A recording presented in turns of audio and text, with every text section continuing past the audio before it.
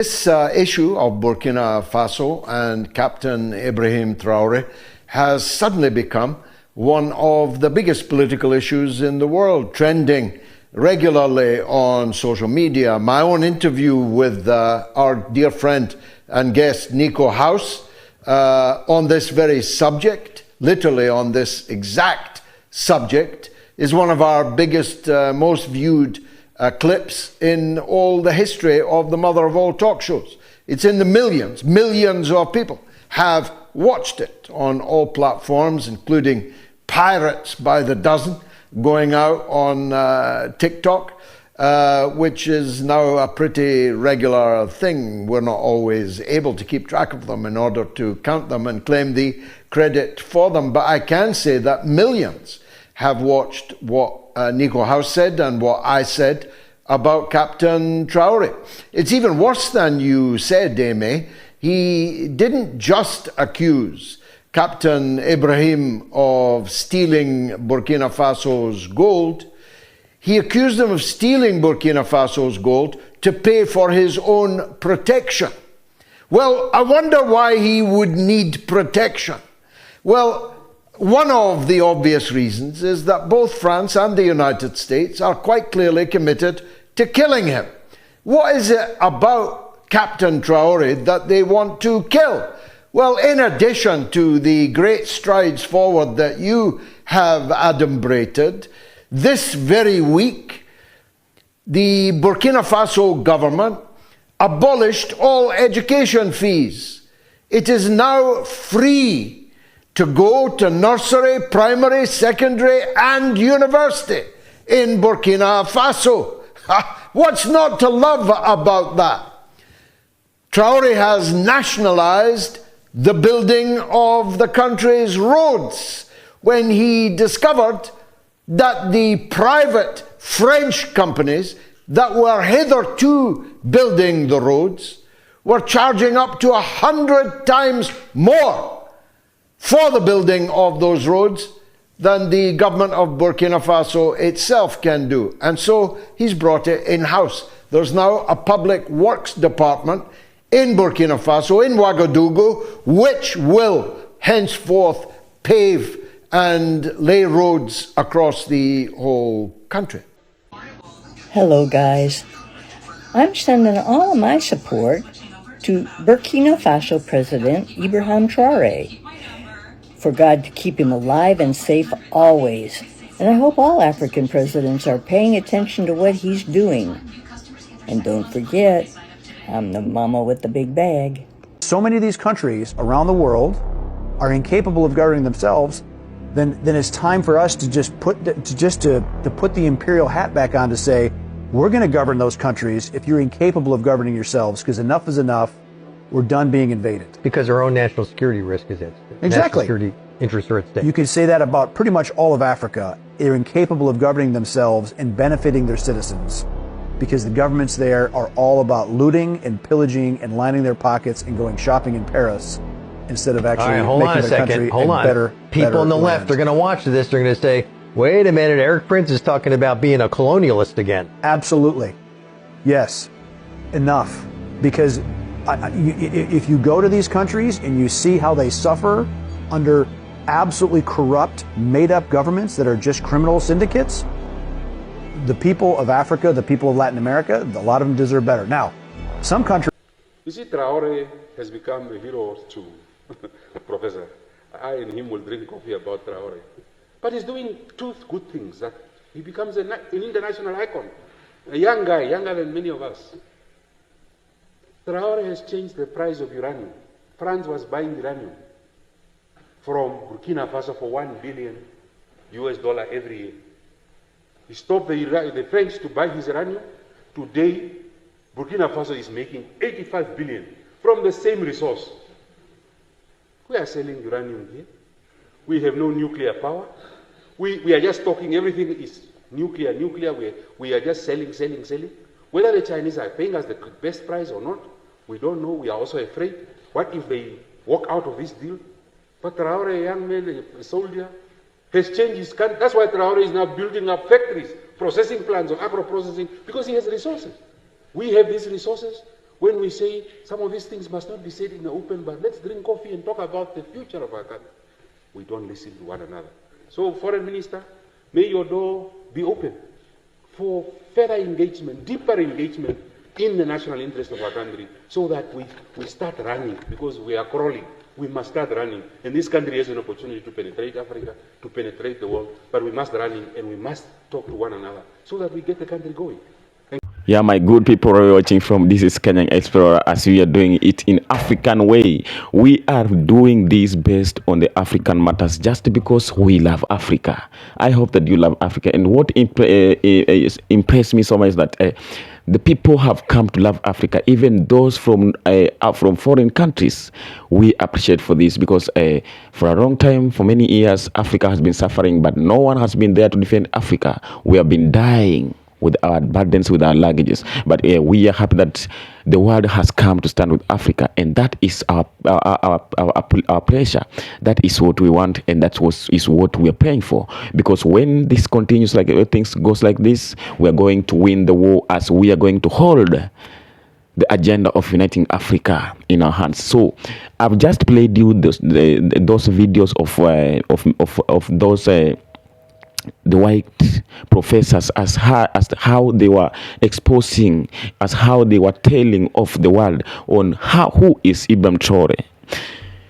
If you don't know who is Ibrahim Traoré, then you have to do a deep analysis about Ibrahim Traoré. You have to look and read the books about Ibrahim Traoré, because this is not the guy that most of the people think of. Ibrahim Traoré is a different element. He is unpredictable. And that's why you are seeing he is trembling the world. The world leaders are now trembling from one corner to another. They have no peace. They have a sleepless nights because of one guy, the young 37 years old captain of Burkina Faso, the leader and commander-in-chief of Burkina Faso. So I like that speech of that white guy, that young white professor, as he was saying that the white people were trying to use some terms, some policies to come and intervene in Africa. So there is a difference of discovering something and covering and invading. So when the French and the white people or the white supremacists came and said that they are the one who discovered Africa, no, that is not the fact. That's not the truth. Because what we know is that they invaded Africa. Because when the white people came to Africa, they find Africa built. They find Africa has a great number of population. They find Africa having the kingdoms. They find Africa has roads and has many buildings. Africa was developed at its level of that time. Africa has anything, everything. And that is when, so that's when they come in Africa, trying in the name of coming to bring more development, more wake up, and more all that. From that's when they came and invade Africa. As they came with the aids in the name of helping, they came in the name of building railways, in the name of bringing schools and foreign languages. That is when they came and invaded Africa. So when they claim that they discovered Africa, that is something different. That is a wrong statement. And we are happy that as Africans, that the white folks are coming in the matters of Africa, and what they are coming in to explain is something that the world has to know and to be aware of it, and the world has to believe it, because Africa has been there for a very long time. In Africa, most of the books that we have read concerning Africa and the foundation of the world, we are being told that the Africa was the mother of everything. Africa was the mother, was the source of life. Africa was the source of humankind. So it means that all the humans that are on the world, they were all started from Africa. They were all originated from Africa. And that is when the Africa, when the God created Africa, and created the world, he started with Africa, and that's when he put all the resources and everything that man could want in Africa. And that's why you are seeing today Africa is the one sitting on the top of all the sorts of minerals.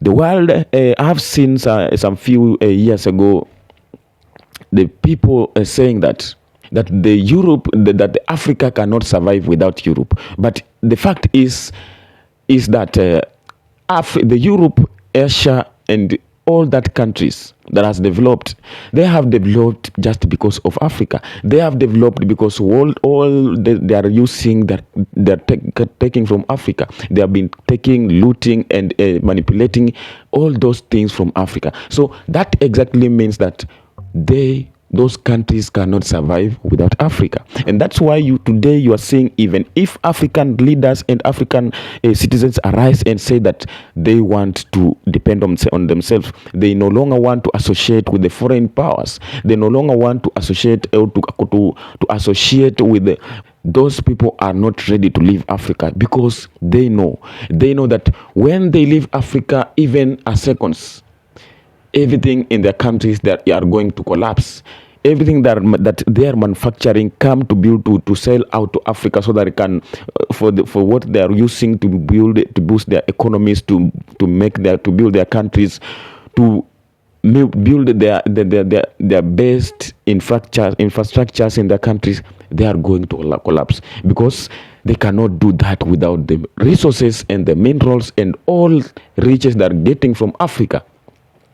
So when this guy stood up and said that no matter what comes in, no matter anyone say about him, on his way, he's not going to let anything to happen. He's not going to retreat. He's not going to surrender. He's going to fight until he succeeds his mission. This is a captain. This was a captain of a Burkina Faso military. So this is a soldier. He is not a politician. He is a soldier. So, as you know, the soldiers has the missions, and the mission of a soldier, the priority of a soldier is to complete his mission. When he failed to accomplish his mission, then he cannot have peace. And that's why you are seeing Ibrahim Traoré, even after all that assassination attempts, all that critics, all that being target of every white man eyes, he has not yet surrendered. And he is putting more pressure, and that's why you see even the citizens of Burkina Faso are celebrating each and every day. Just take a look at this video and tell me, how can it be possible for such person to be taken away? How can it be possible for someone like this? Just take a look on how he's being guarded, not by the high trained military or those soldiers, but just the protection of his citizens is enough. He's just traveling using the double cabin Nissan. He don't care about the riches. He's not there for the mission of enriching himself. He's not there just to show off his wealth. He's not there to do things that all the African leaders are doing, but he's just there for the one mission. So, and that's why you are seeing many debates, many interviews are being held just to discuss about Ibrahim Traoré. When we talk about revolutionary leaders, we have to speak about Ibrahim Traoré and Julius Malema of South Africa, because these are the two leaders. These are the two African icons who have been making the white supremacists not to have peace. If you have watched out the interview of George Galloway, a lawyer, then you know what I mean. Because that video got many reactions. Many people, a large number of people turned on that interview, and you have to watch out and find out what I am talking about. That is, you see, even America, they are holding in the meetings, even in the Senate. As you've seen that video the other day, when the Senate held a meeting with Michael Langley General, the Foster General, just to discuss about Ibrahim Traoré. And he was accusing Ibrahim Traoré of using the resources of Burkina Faso to protect himself, to protect Why does he have to use the minerals and the resources to protect himself? He is using the resources of his country to build up his country. He is using the resources of his country to develop his country, to benefit and improve the life of his citizens. And even if he's using, it was true that he's using the resources to protect himself, then where is the problem? Because that is the resources of Burkina Faso, and no any intruder is allowed to come and discuss with anything with it, because they have no business with it. He is a leader of Burkina Faso, and he has the right to do anything.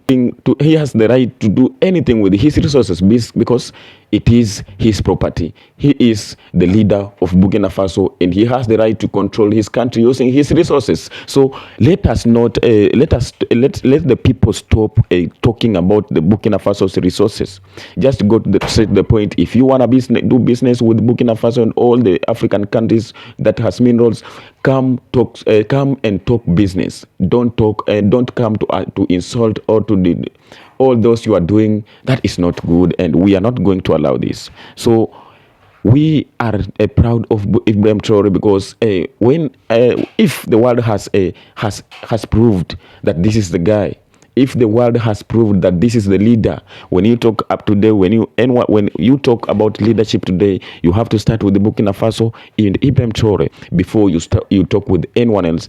Before you talk about your leader or your president of your country and whatever he's doing, you have to start talking of Ibrahim Traoré and then follow up with your leader. When African leaders turn up their heads, when African leaders will change up the direction they are going to and start to follow the way and the path of Ibrahim Traoré and Julius Malema, then we are going to make the best Africa. At this point, I don't know why the African leaders are colliding. At this point, this is the time the African leaders could have come together and start doing things that can save them, that can make them free from the chains of the colonizers. I'm giving example of South Africa. South Africa, Ramaphosa and Julius Malema. Ramaphosa is the president of South Africa, and Julius Malema is the opposition leader. But Julius Malema has the highest population that he's controlling in South Africa. Millions of people are listening to the voice of Julius Malema in South Africa, because he is trying his best just to defend South Africa from the